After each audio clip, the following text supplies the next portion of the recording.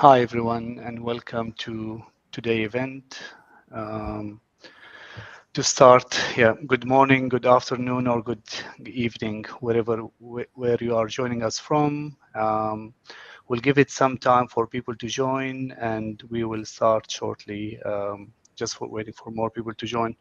But to start and to get to know more about our audience better, if you don't mind, drop in the chat where are you joining us today from, what industry you work in, and what's your interest really in this event. We would love to see it, and we can discuss more about this at the end of the project.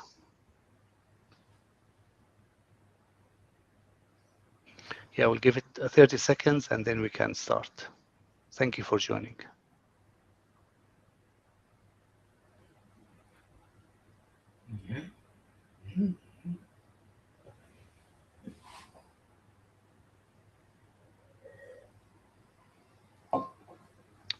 While we are waiting, feel free to check Atlas to Blue, which is where our speakers are coming from today. Scan the QR code, check out their website, and learn more about them until we start.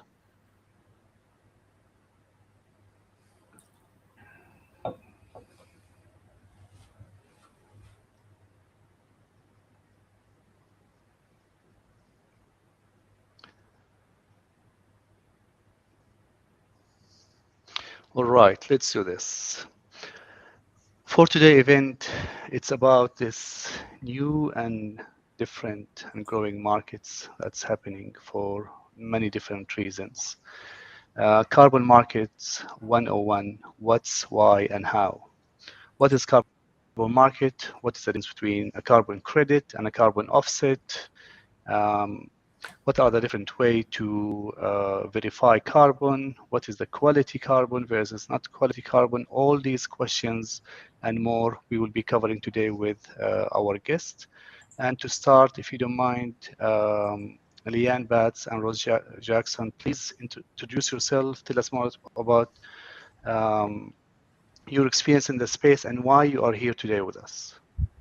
Thanks, Mo. I'll start. Leanne, Leanne. if you want Yeah, one of us will start.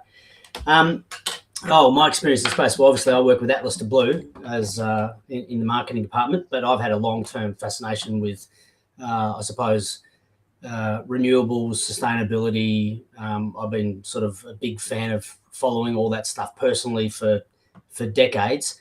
The climate change thing was something that came about later. I was more, I suppose, actually looking at it for more personal reasons. Actually, I've always had a fascination to build an off-grid house. That's sort of where it started for me 20 years ago.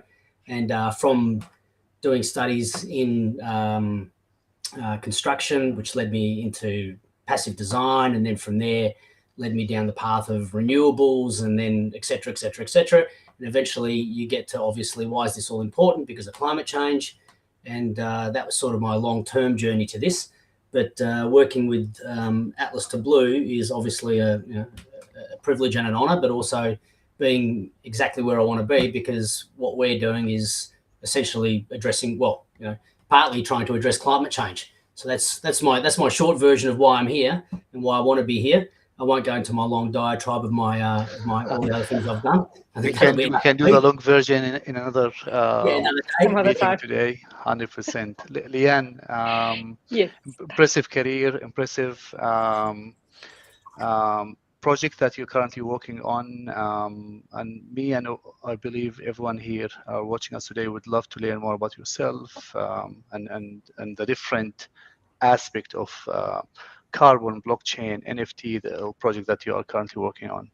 Yeah, for sure. So my name is Leanne Batts. I work with Atlas to Blue as the director of blockchain, and really how I've become part. They're talking about the stories of taking our journeys down to be climate active, in that sort of sense, became for me as a result of what I call a cocktail of mother guilt. Far too little sleep and one too many climate documentaries woke me up after the birth of my first child. And like so many, I think, I was into recycling, sure, and I knew all about the climate crisis, but I really wasn't that active. Not because I didn't want to be, but because I just guess I didn't understand it. But that that moment in my life woke me up. And since then, he's now 3.5. I've been really committed to finding ways to create options for action, I suppose, and ways to kind of improve the efficiency of what we're doing here and how we're acting. So I'm very fortunate to work with Atlas de Blue in this position and using blockchain, which we'll dig into a little bit later on to enhance this. But for me, it's a passion and an honor to be able to put Web3, which is what I'm really passionate about, and also climate action and carbon removal in the same breath, let alone same sentence, let alone same career. So yeah, it's awesome to be here. Perfect. Thank you both for joining us today. And let's start. The big question, what is the carbon market? In simple terms, in a way that everyone here who's joining us, we have people obviously from Melbourne, Gold Coast, Sydney, USA, and many other locations, from Indonesia as well. Ross, if you want to start, tell us more. What is the carbon market, and Sure. Explain it in your own words. I'll try and make it simple. The carbon market actually is quite a rabbit hole if you dig into it quite a lot. But in simple terms, I look at it as a couple of things. One, it's an accounting mechanism, right? So essentially, it's a mechanism that governments, companies, organizations will use to account for carbon or greenhouse gas emissions, let's call it. And so that essentially provides a way of, tracking what's actually going on from what's going into the atmosphere, what's not going into the atmosphere, where they're taking it out, putting it in, et cetera, et cetera. So a carbon market was developed probably before the Kyoto Protocol, actually, which I believe was 97 from memory. And what happened is they essentially said, governments, organizations, the short of it is they said, we need a way to try and track this and actually account for it. So that's where you get your sort of accounting concept. Beyond that, then you have, okay, how do we actually start incentivizing or de-incentivizing companies, countries, individuals to be able to either improve the way that they do things, so e.g., don't put as much carbon in or greenhouse gases in the atmosphere, or in another way, how can they trade in a way that if they can't necessarily improve what they're doing, can they somehow offset that in a way? So in simple terms, that's probably the most basic version of a carbon market that I can explain. There's many versions of that, which we might touch on, but the two basic ones, there's cap and trade, there's carbon taxes, there's carbon credits, there's offset, there's a lot more, but we'll get to that later. But the basic two is your voluntary carbon market and your compliance, often called the compliance or regulated carbon market. The compliance and regulated carbon markets put up by governments, essentially, or state governments in some cases, and they are a highly regulated, I suppose, market is the right word, for carbon credits, essentially. You then have the voluntary carbon market, and as the name suggests, it's voluntary. If people want to be involved in the voluntary carbon market, they can be. There's no impost upon them to do so or not to do so. And they both have different sort of pros and cons, but basically your voluntary carbon market is for anybody. Anybody can get involved, right down to individuals, one person, where the compliance markets are typically for governments and organizations. That's probably my summary of it. Leanne, do you want to add anything to that? No, I think you've done a great job. Like you said right at the start, it is a complex system, right? The goal of it is obviously reduce greenhouse gas emissions. Often, in theory, that is perfect, but in reality, we know that it's hard and that there's many layers to this. But the key thing is that I think the only other addition would be that there's, not to complicate it too much more, but there's also a futures market, right? Which we're now sort of starting to dig into, where this will allow companies to sort of pre-purchase, if you like, and hedge against any price rises that may come here, but also actually provide efficiency to the market, so these projects can start and get going on the tasks that we need to do, in order to get the job done, essentially.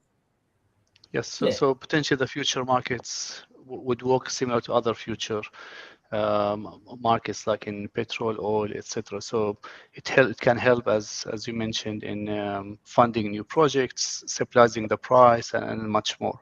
But if I just want to touch base, Ross, in what you mentioned about the two main types, let's say, beside the future one, which is the compliance and the voluntary one.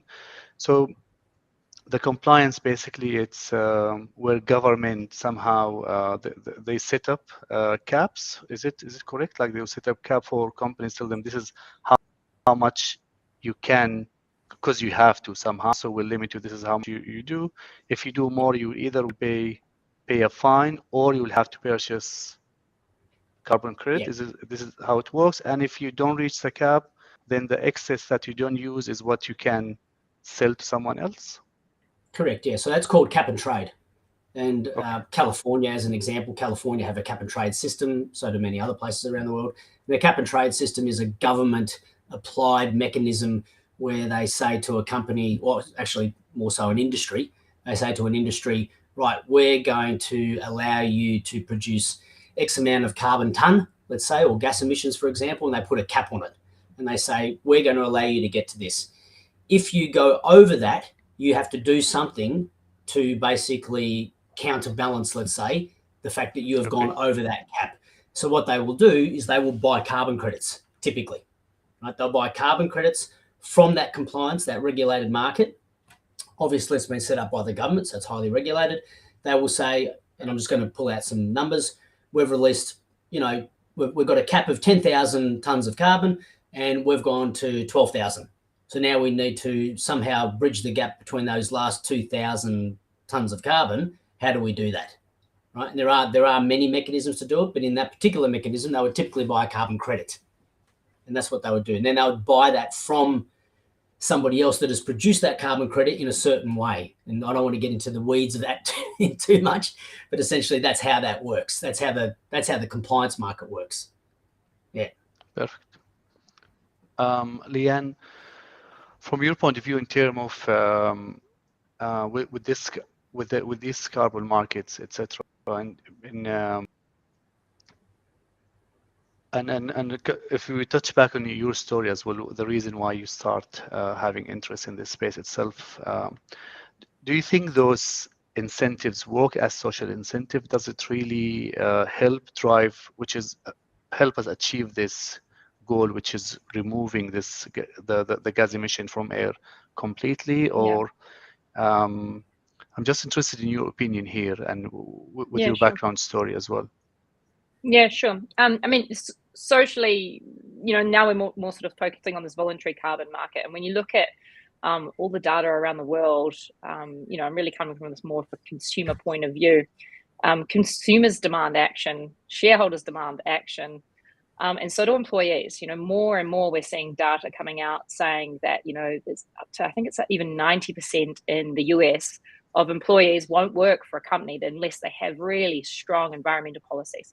That means that they're committing to, working down to being, on target to the 1.5 degrees. So it's becoming, it's a business imperative that companies now start to, abide by these things. And that's why I think we're seeing this growth in the voluntary market, because they may not be regulated. They may not be under these, the compliance market per se, depending on what industry they're in. But they know that they need to do something now, or we know that we need to do something now. And that, we used to come at a spectrum around climate change per se, where it sort of said, there would have been people out there that thought this wasn't a thing, and would still kind of naysay that this is actually a problem that's caused by humans. We're now moving away from that. Even people that will, we still may argue on how exactly to get the problem solved, but I think by and large now people accept that there's a problem here. We've got to do something about it. And the carbon markets is one tool to really, if we can get this right, it's one tool and one lever that we can pull that can really make a difference. Yeah. Yes, correct. Thank you, Leanne. So, in this point, Ross, if I want to touch base on what you said at the start. So you mentioned there's different things or different type of carbon market, or what can be traded there. There's carbon credit, offset, etc. So. Potentially the objective is to stop producing this, or emitting this to the air, and I believe Yeah, this is yeah. the offset itself. But if you tell us more about the difference between carbon credit versus carbon offset, maybe the avoidance versus removal, and then why we need to basically remove instead of just, why we cannot just stop producing carbon. Yeah, well, this sort of goes back to where it all started back at the beginning. So back to your compliance and your voluntary markets. And by the way, I saw somebody asked a question somewhere in the background about whether the companies who have done better than they expected with their emissions, and they've got this cap applied to them, and they've got then some room. So let's say back to that example of 10,000, they've only released 8,000. Yes, they'd be able to actually sell off those 2,000 let's say credits that you have that you didn't use up that was applied by the government, right? So this goes back to your question now, Mo. So what essentially happened was, if we go way back when, sort of over 20 plus years ago, they basically said, right, we need to start to reduce the emissions that we're putting into the atmosphere, greenhouse gases. And it started with everything from the ozone layer depleting fluorocarbons right through to everything, carbon, methane, et cetera. So what they said is we're going to try to put some mechanisms in to try and help that happen. And those mechanisms were focused on reduction. That's what they were focused on, because that is obviously the best way to go about it. You're better to reduce it until it would be zero, let's say. That would be the ultimate goal. Just don't produce it in the first place, right? Yes. But unfortunately, what's happened is, governments, countries, industries have obviously got their own motivations and their own ways of being able to do things or not do things. For example, some industries would be extremely, I'll give you an example, the airline industry, it'd be very, very difficult for them to just completely offset their carbon. They use jet fuel. How they get biofuels, sure, maybe very expensive, etc. Right? So reduction was the name of the game at the start, but unfortunately, we have sort of got to a point now where reduction just won't cut it anymore, right? And we've known that we've known that for quite some time, So where we're going to now is we're going to have to actually remove. So rather than reducing, and the first one is avoiding. So you've got these carbon credits which are called offsets. So you've got carbon credits and you've got offsets, and offsets are essentially that's the swapping mechanism. They're sometimes interchanged. People say, well, I've got a cap of carbon credits, so I've got up to 10,000. If I emit too much, I'll have to buy 2,000 more carbon credits, right, to offset them, to offset the ones that the stuff that I put into the atmosphere, basically the greenhouse gas, right? So that's called an offset credit. The problem is that we're way past that. We're way past that. If you read anything from the IPCC and any other reputable sources, you'll find that we're way past that. If we stop putting all of our greenhouse gases into the air today, we're still going to go past 1.5. Okay. There's no question we will, and that's going to cause some, debatable about how serious it'll get, but some of the even mildly serious outcomes of plus 1.5, plus 2 are pretty serious. So what we have to do now is we actually have to do removal. And the IPCC and many other organisations, in fact, Leanne, you might be able to remind me, who's the big Meta, Shopify? Frontier Climate. Frontier. Yeah, so Frontier is an organisation put together by those tech giants, Google, right. Meta, Shopify, whoever else was in it, all put together to basically fund removal credits. Right, so that's they committed to a large amount of millions, basically, for $1 billion ish, short change. So and this is mainly going into the removal aspect, not into only going into avoidance, and futures too. Yeah, futures. Essentially, they're setting up a futures market to buy removal credits. That's what they're doing. So we can put a link into that later for Frontier, people can research it. But that just goes to show you where we're at now, right? So the removals have only ever really made up 5% of the market. And there's a few reasons around why that is, which I won't get into now, but removal's actually now going to become a very big player in the market because we have to Sorry? Ross, excuse me. So at the moment, what you're saying is more than 95% of the current market is more into the avoidance and only 5% in the removals, where only 5%. but we are in the stage that we cannot just rely on avoidance anymore. We have to get into removal in order to try to meet the target, basically. Yeah, absolutely. That's right. Well, if we don't start doing large scale removal projects, we're not going to get anywhere near what we need to do to sort of keep ourselves from becoming fish food, basically. So not to be dramatic. So with this market started from 1997. I mean, from my understanding, currently, and I believe you mentioned it already, but the focus was fully into the avoidance, and now as people start realizing that removal is a must, we must get into it and must invest more and more into this kind of project that remove in order to try to because we are in a race, basically a race against time. We're trying to achieve those kind of target.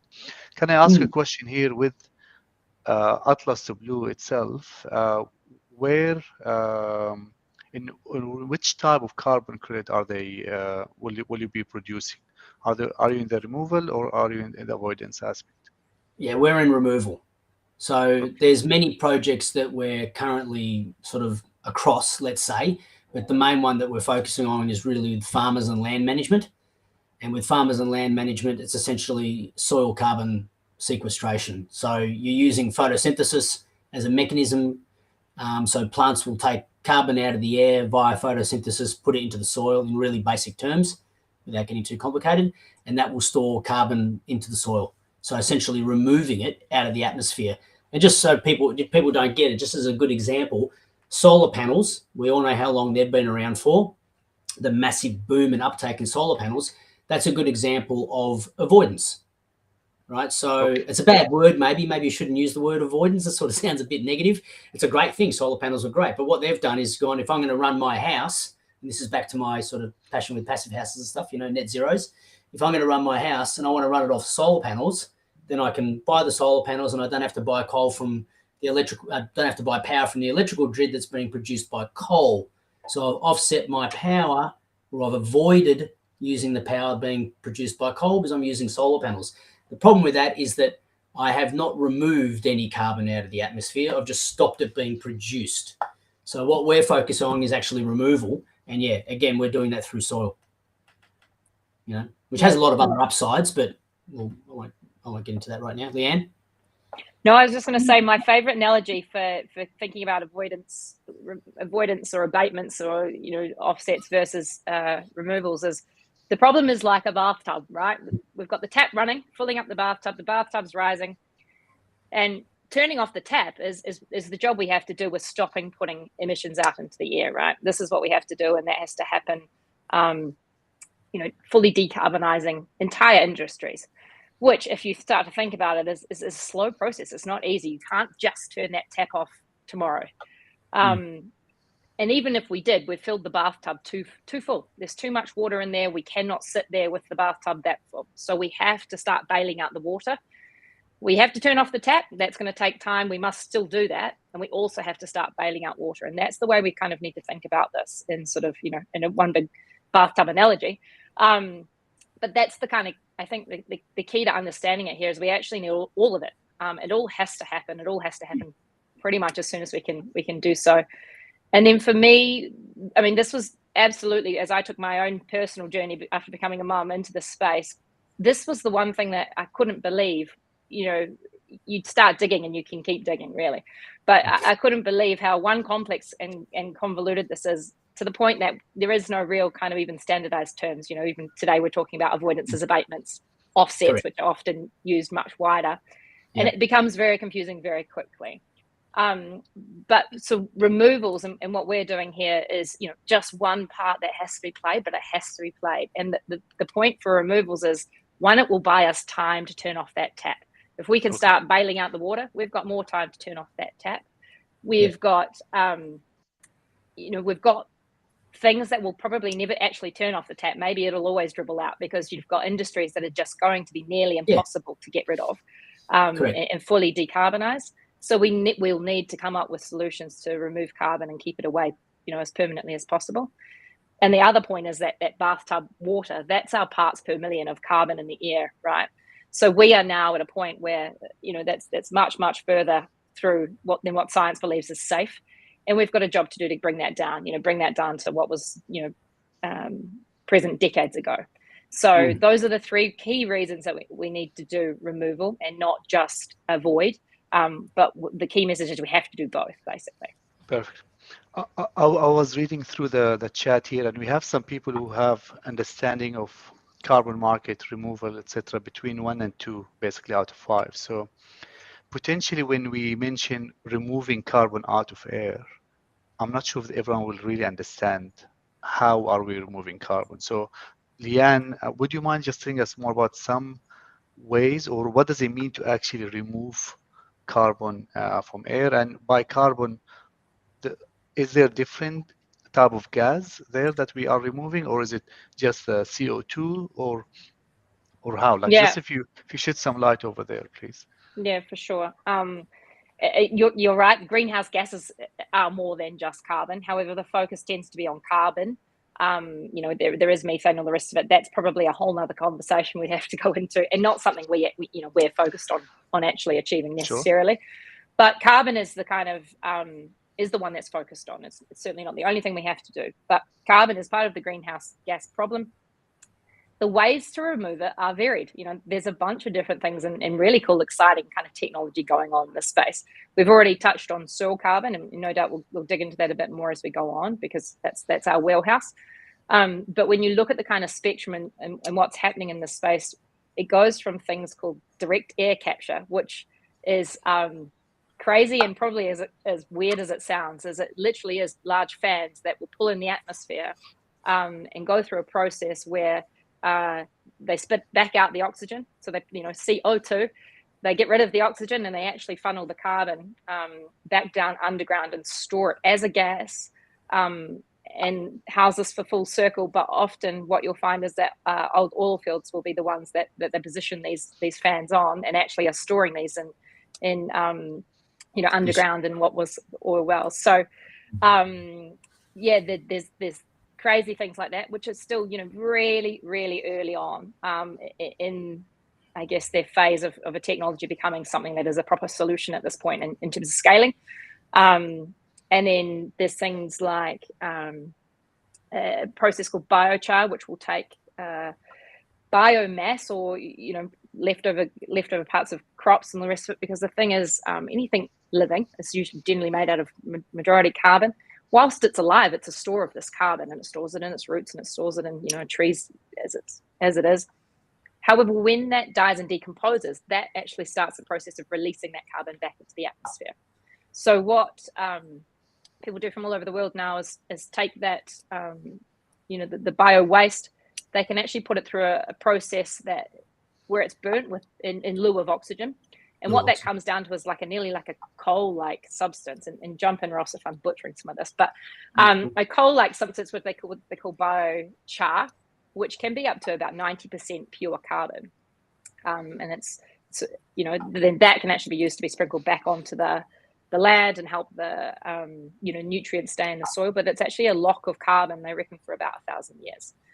So there's all sorts of different kind of ways. There's marine permaculture, where they're growing seaweed, which is one of the fastest growing plants that we have on the planet.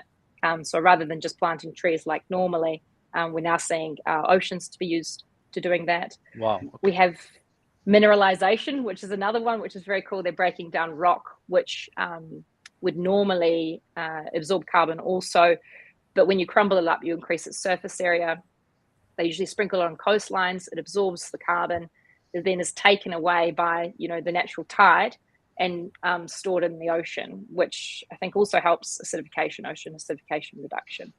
So there's many, many things and many more to come. And we plan to play in a few. all these different ways of removing carbon, can't help but just to think that we, as human species, we're so good at fixing one thing and then breaking 10 other things Many while we're others. doing Yeah. it. So, Yeah.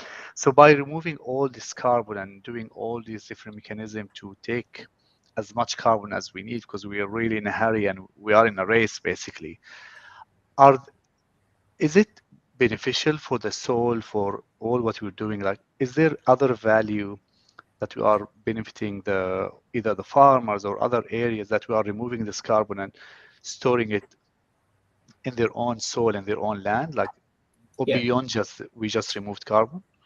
Yeah, I think I'll jump in there. I think the important thing to note here is balance, right? You've got to have balance. The planet, let's say, has been in balance for long time before we ever showed up, right? And then we started to dig hydrocarbons out of the ground, and hydrocarbons being an extremely concentrated form of carbon, and basically burning that and sticking in the atmosphere. So we've put it out of balance, right? So we need to sort of bring that thing back into balance. And you know, I suppose, is there a negative? No, I can't really see a negative to it, because where you want to get to eventually is a completely renewable life cycle. So everything is sustainable and everything is renewable. Is it possible? Absolutely, it's possible. It's going to take some time to get there, right? But some of the other benefits, and I'll just sort of lean on us again, if we go, we're working with the farmers. So we have lots of farmers that we work with right now, and one of the main benefits you get out of doing farming in a slightly different way is that you actually improve the soil, right? So by improving the soil, yes, you store there. By doing that, there are mechanisms that allow you to store more carbon. That then improves the soil, and in the soil, you get far higher improvement in crops. You get better crop yield, you get better crop quality, right? That's just a couple of things, but the way that we're doing it is also organic. So you get a greatly reduced, if not completely reduced, reliance on fertilizers and chemical fertilizers. And I won't get into stories. We could stay here all day around farmers that have been poisoned, just essentially from overuse themselves, being in the environment of chemical fertilizers and that sort of stuff. So, so there's a lot of other benefits. The overall objective is to make everything in a way that it's reusable, it's renewable, it's sustainable, and therefore overall more healthy for not just us, but the planet as well. That's the ultimate goal. And that can absolutely be achieved, definitely. Okay, does that help answer that question? No, I believe it's helped a lot. It's perfect. So now we have different way to remove carbon out of air. There's benefit for removing carbon out of air, obviously. And once we remove this carbon, we check it, and then we issue credit out of it that can be sold through the carbon market. Perfect ecosystem. However, the question is, how can we actually know that carbon been removed? How can we verify this? How can we ensure what people are saying that they've done it has actually happened? Because I mean, it's a good question. It's also a complicated question. If you really wanted to sit down for hours, you could have a lot of fun talking about how all that process has worked and has failed. In industries, I don't think we have hours, Ross, for this one, so we just need to have a summary of it. But yeah, look, that's really in short, how can we verify carbon credit that has been removed, or carbon that has been removed from air? In essence, you got to create high quality carbon credits. That's sort of the nutshell of it. This is an ongoing debate. High quality carbon credit.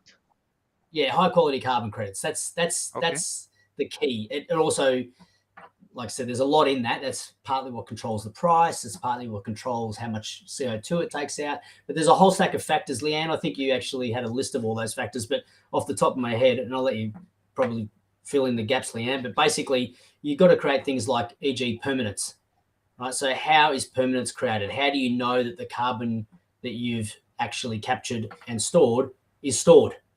And how long is it stored for? And what mechanisms are used to ensure that it's stored? How do you track that those mechanisms are being accounted, let's say, right? So you've got to have systems and methodologies in place at a number of different points.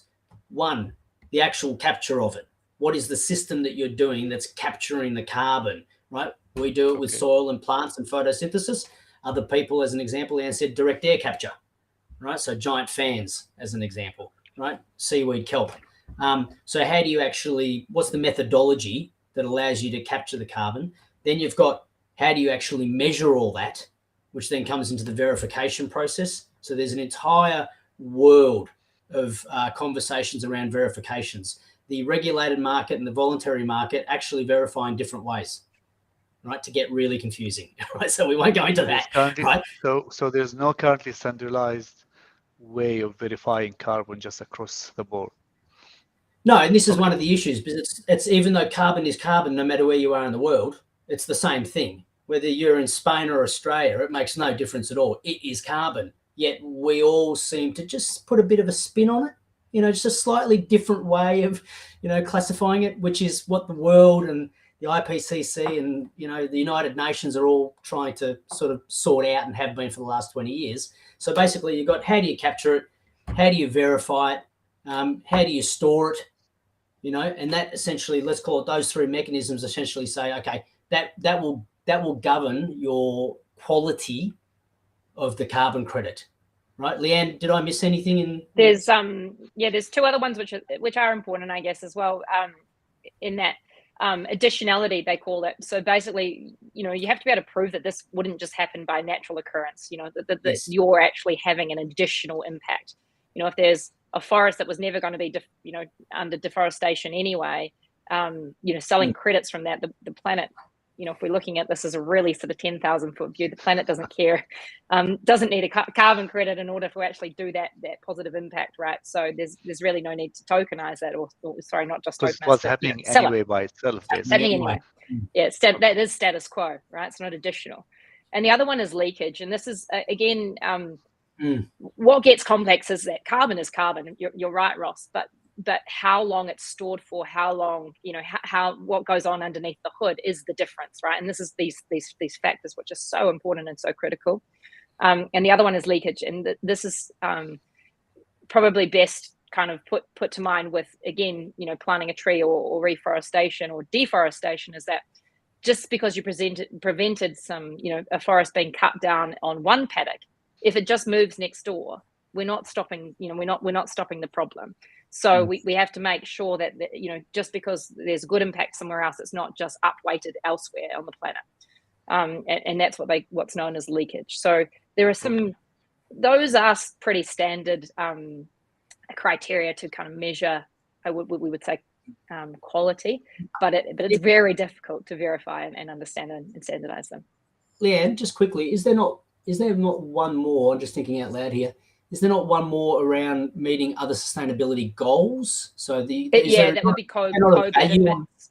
Sorry? Yeah, co-benefit. The co-benefits, which is really where you started, right? You started talking about, especially us, with the way we farm, and if you improve the soil, you can actually improve the crop, which can improve food, nutrients, and shelf life, and all this other stuff. But obviously there's other things like social and economic benefits, and clearly that those are super important as well. You can't just go out there, like you said, Mo, and sort of referred to as that. You can't go out with just one mindset to remove carbon at all costs, because there are other things that go on, especially when we're talking about something that's early in its R&D phases. We have to be very careful that we're not doing the wrong thing, whilst trying to do the right thing, with one blind eye. We have a lot of questions actually in the chat that I would love to get to some of it at the end of our chat, and I still have more questions, and one important topic I will touch base on it shortly. But before I get there, you mentioned at the start there's this high quality carbon, and my question is, does the quality of the carbon credit itself affect the price in the carbon market, or is the price based on just simply supply and demand? Yeah, I'll answer partly, and not sure I'll answer partly. There's no such thing as high quality carbon. I would argue that point. There is carbon, and carbon is carbon, but the carbon credit, yes, absolutely. Yes. And I'm sure that's what you were saying. So the carbon credit, it definitely, absolutely. And this is why different countries, for example, even though they may be using the same methodology or similar methodology, carbon reforestation, for example, that you might find that the carbon credit price is different from one country to another.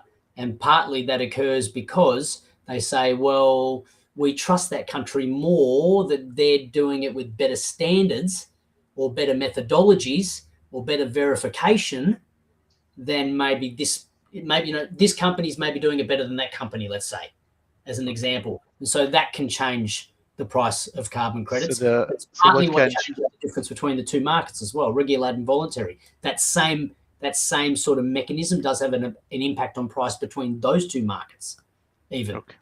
Because it's the verification of it, the trust factor is correct, definitely important, because it's almost something that you don't see, but you are currently trading. And this, I believe, it's a great intro to one of a super interesting topic that I'm a big fan of it, and I believe Leanne as well you are, which is when we have issues with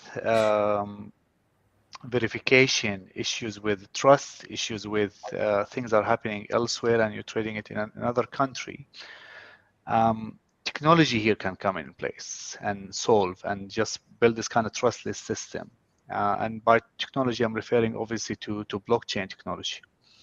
And I believe this is a space I will speak about it shortly, where Atlas Blue is planning to also be playing in as well. So how do you think blockchain technology can support in solving some of these issues, and what other benefit that blockchain technology can bring to this carbon market itself? Yeah, for sure.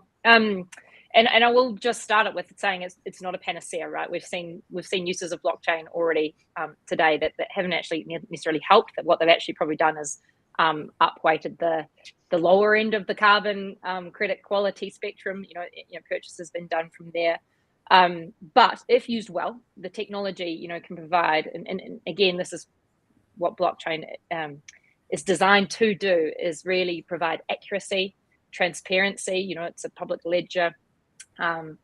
Security around these, it can provide a decentralized system, so there's less reliance on these sort of centralized need for storage and tracking and all that sort of stuff. And a big one for us, and a reason why we decided to use it, I think, is for efficiency. Blockchain technology can kind of automate this process of buying and selling carbon credits, but also, for us as a business and someone trying to enter this space, we can actually use it to bring in investment and those that want to join us on this journey and actually get involved in doing this. So we're looking at blockchain from across the board, really, to think we can actually improve the system here. Wow. So from verification, accuracy, from the trading itself as a marketplace, all the way to future, etc. Yeah. Perfect. And with if you tell us more, I'll bring it back to Atlas Blue. I believe you both are representing the mission you're driving and what you're trying to achieve. Why potentially, or what makes Atlas Blue special in this market, and what you're trying to do different than other aspects in the carbon market itself, in the technology, and more? I'll tell you what, I'll make you a deal, Leanne. I'll do the carbon bit, you do the blockchain bit. So I'll do the carbon bit. All right. So in relation to us specifically, so one of the reasons we went into this is that we're a United Nations UNIDO awarded top 5 climate solutions for land management, which we received a couple of years ago, COP26. Because of that, that, by the way, the company's existed for 20 years doing exactly that. We essentially help farmers increase crop yield. We do it by increasing CO2 absorption through photosynthesis. We can do that by, give or take 300%. One of the outcomes of that is that you greatly increase your capacity to store carbon, and you greatly increase your capacity to store it quickly, because you increase the speed at which plants do that. So that's probably, in a nutshell, that's what makes us special. We've got that on our side, but we also have the methodology, right? So as I said, we've been working with farmers for many years in increasing their yields, in increasing their crops, in having to reduce fertilizer, having to reduce water consumption. and all those things are obviously beneficial for the planet, as well as the soil, as well as the farmer, right? But to then shift that into a carbon credit environment, there has to be a lot of, let's say, accountability. You know, you have to be able to prove that all that's happening. You have to be trustworthy. You have to be transparent. And this is where the blockchain, for us, is where the blockchain part sort of takes over. So, Leanne, that was my half. Yeah, absolutely. And that's exactly right. I guess what we're trying to do is use this technology. Like I said, it hasn't always ended up in a good result in this space, but what we're trying to do, and I wouldn't say it's necessarily different, it's just trying to use it in the right way to, you know, make it radically transparent and very easy to track and make it absolutely secure. But as I touched on before, it's not purely just about the carbon and understanding that and proving that. It's actually around getting this into the hands of the many. You know, this is as much of this as a problem and a crisis, it's also an opportunity, you know, to get this done, and to, you know, to have many people come with us. And we're actually approaching it like that with blockchain, that we want this to, you know, for what we're trying to achieve here, we actually want to be able to open the doors and allow people to come with us and do that together.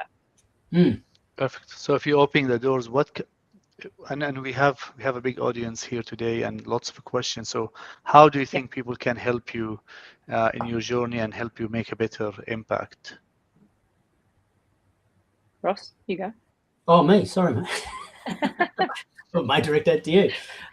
Well, I mean, look, the reason, as Leanne was saying, the reason that we've gone, one of the reasons we've gone down blockchain, and we do have other pathways, but, you know, let's look at it just from the sort of the grassroots aspect. From a grassroots perspective, anybody can join us by, you know, essentially jumping onto, you know, our website, joining us in either buying the NFT, and we have other things coming out in the future, which we'll talk about another time. But essentially by sort of joining us, funding us, supporting us, we'll be able to deliver projects that will actually remove carbon out of the atmosphere. Also help farmers deliver better crops, more food, et cetera, all the stuff I said before. So essentially, in simple terms, that's how people can jump on board, you know. And we do have, you know, like I mentioned, we actually do have other avenues for I suppose corporates and wholesale investors and that sort of stuff. But we're sort of trying to wrap this up as a whole package so everybody can get involved. And it's not just, because one of the problems with this is that it's very top down. It's very government driven and it's very corporate driven, and that doesn't necessarily always allow just the person on the ground to get involved. And we're looking to be able to provide that avenue for everybody, for the whole lot of them, because it's a big problem, and you need large scale application of this to really make an impact on it. And we already know, because we've done the numbers, but you know, doing it through agriculture, land management and farming, not to mention a couple other things that we're involved in as well, but to do it via that mechanism, there is a very, very big and real opportunity that you can actually make quite a big difference. And in fact, the last IPCC report goes into some detail about explaining the top sort of 4 or 5 methodologies, and land management is one of them. So, and agriculture, land management, agriculture. Perfect. So, thank you so much, Ross. Before we get into some of the questions that we have, Leanne, in short, from your point of view, what is the future for the carbon market? Ooh, good question. That it will grow for sure. Short. Yeah, that it will grow. You know, this is like I said, one of the major levers that we have to pull in order to solve our problem. And so, yeah, I believe it will grow. It will grow quite quickly and fast. And the key is to try and get it as, you know, as accurate and correct as possible in order to actually have the impact it was designed in the first place to do. And that's what I guess we're all working hard to try and make sure happens.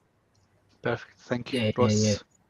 Yeah, I agree with Leanne. I mean, look, you don't need to Google much to find the answer to that. You know, McKinsey, Ernst & Young, PYC, you know, all of them, the IPCC, the list goes on and on and on. They are all driving towards this mechanism of the carbon market, because at the end of the day, it has to be, well, to an extent, it has to be a market-driven solution.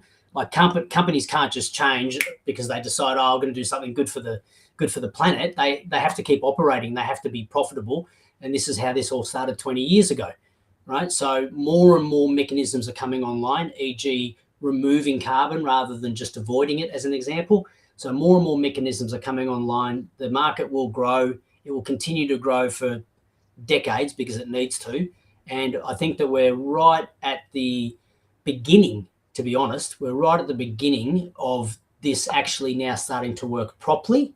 And the reason why is because there has been there's been decades already of just governments and organizations and companies trying to work it out. Like, how do we actually make this thing work? And as just on a side note, there used to be a thing called double counting. It doesn't really happen anymore, but people used to buy a carbon credit, retire it, say that they've used it, and then they'd on-sell it.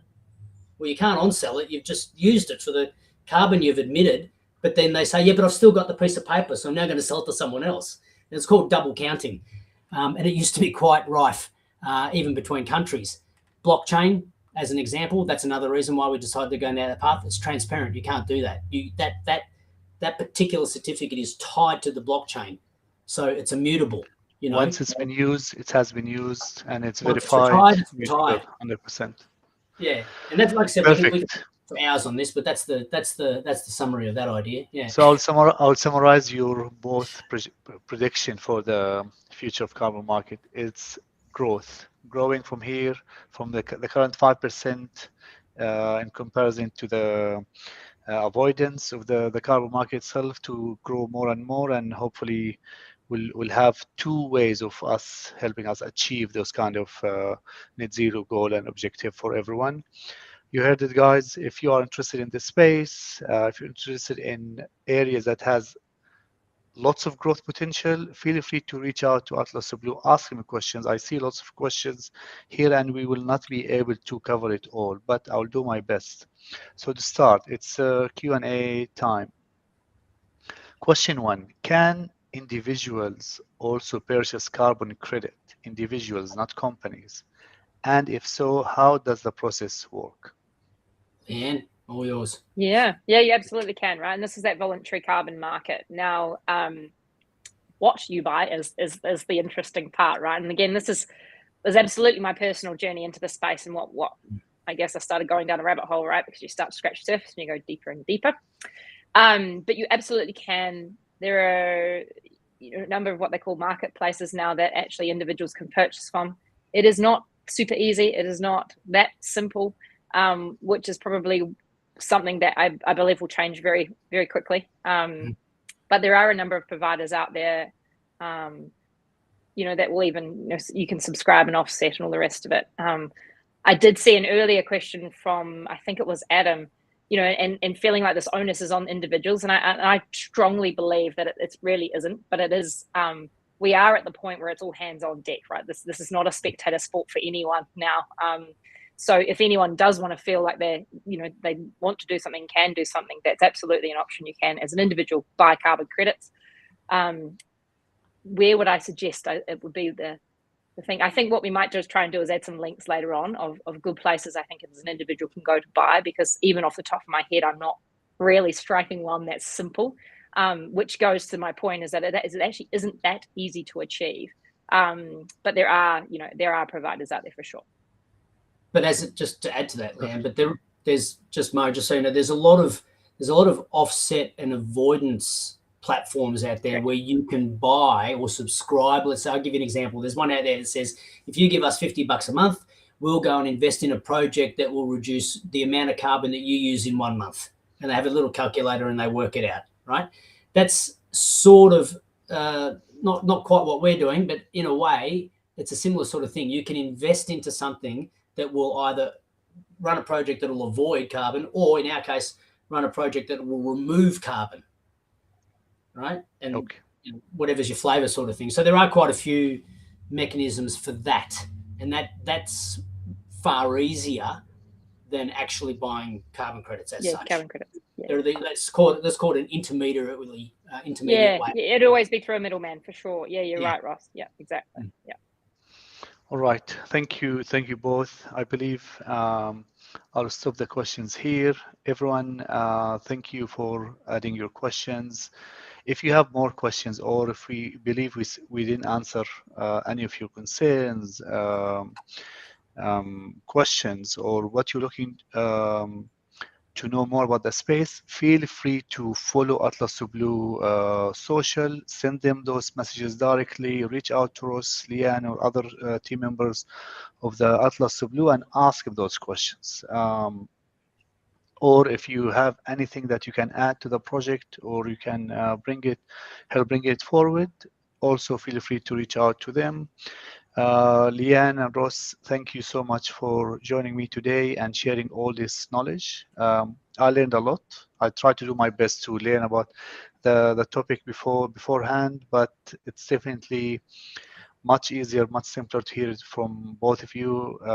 Thank you for sharing this knowledge, and for everyone watching us, continue following our channels. We'll be running more event and bringing those kind of different new topics that help all of us, help bringing a better future for all.